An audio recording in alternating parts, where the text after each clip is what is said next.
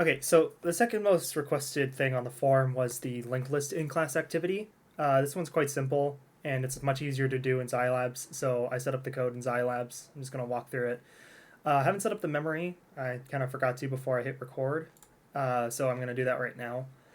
If you look at the top of the code, you have the static array that you write to, and then the base pointer for the linked list, the head of the linked list. Right, so I have all those memory bits up on screen, so we'll kind of have to define them. Now, the in-class activity specified that the linked list comprised of an int and then a node pointer, right? So the first item is an int, so this can be, say, 65. And then we have the node pointer, which is a pointer is a memory address, and then you have to take that memory address and use it for something else. So this contains the memory address of the next node, right? And I kind of want to shift it around, so I'm going to define this as 4016, which is down here, right? So this is the first node. It contains 65, and it points to the second node, right? Second node is down here. I'm going to say 32. 32 is a nice number. And this is going to point to the third node, and I'm going to make that 4008, right? And then 4008, I'll make it hold 125, and then there won't be a fourth node, so I'm just going to leave this at 0. Okay, so the code will is supposed to take these this linked list and in order take out the ints and put it in an array, right? And that array is at address number 8000 in decimal. Right, so I have a few of those up on screen. Can add more if needed.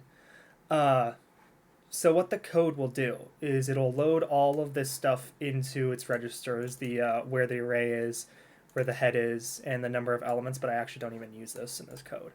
And then it's a while loop, right? So I want to have a loop that keeps doing something until a condition isn't met, and that condition is we've hit the end of the linked list. And if you've ever programmed a linked list before, you'll know that the end of a linked list, as long as it's not like a circular linked list, will have its next node pointer set to 0 or null, right? In code, it's set null, but it's equal to 0. So if S1, which contains the pointer for the node, if that is equal to 0, we exit, right? So if there is a node that we should be looking at, it doesn't exit. But if the pointer is 0, aka null, it does exit. All right. And then the code to copy the value into the array, right? So this line here that I've highlighted, it will take in, it'll dereference S1 and offset by 0 bytes and store it in T0, right? And an offset of 0 bytes of a node is the integer itself. So it'll load the integer into temporary 0.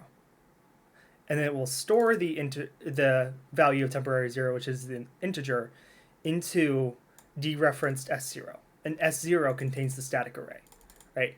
So the first time it runs through is it'll look at 4000, right? It'll see that it's not 0. And then it'll take the value out of memory address 4065 stored in T0 and store that into memory address 8000, which is right here. Okay, cool.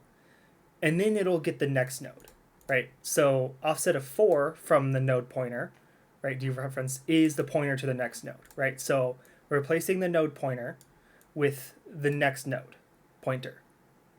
And then it'll also increment the array pointer, right? So every time this loop runs through, we don't want to keep writing to 8000. We want to go 8004, 8008, 8012, so on and so forth. So it'll increment 4 bytes the array pointer. The problem didn't have any requirement to keep these values intact while the code runs, so I can just overwrite them safely. All right, and then this is just where the exit is, and it'll go back up to the top automatically and do the check, and if the check fails, it'll exit, and the code will exit. Okay, so let's run this.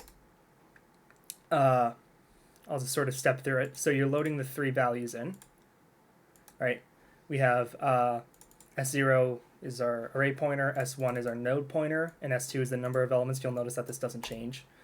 And then you will dereference this pointer here and store it in T0. So I'm going to, I need to put T0 in here. I forgot to do that. Okay, hang on, let me step through this. Okay. And then when I go to this instruction and complete it, T0 will be set to this value, right? Because I copied out 0 offset dereference S1, and S1's 4000. So it'll get this value and store the value, not the pointer, the value in T0. And then the next one will store T0 into dereference S0. S0 is 8000, so it'll store here, the value, not the pointer. All right, cool. And then we're going to get the next node. So this should be overwritten with 4016, which is the second node here. Step. Cool. That works. And then we're going to increment the array pointer. Step. Cool. And we're going to go back to the start. All right, cool. And then I'm going to make this slow and just run through it because I don't need to walk through it multiple times. Let's make that a medium. You'll notice that despite this being the third value in the array in the literal memory, it gets put into the second value because of the pointer points to it. And then when we get here, yeah, it'll stop because S1 loaded this value, this pointer from memory, and put it into the register, and because it's 0, it exits. All right, cool. That's it.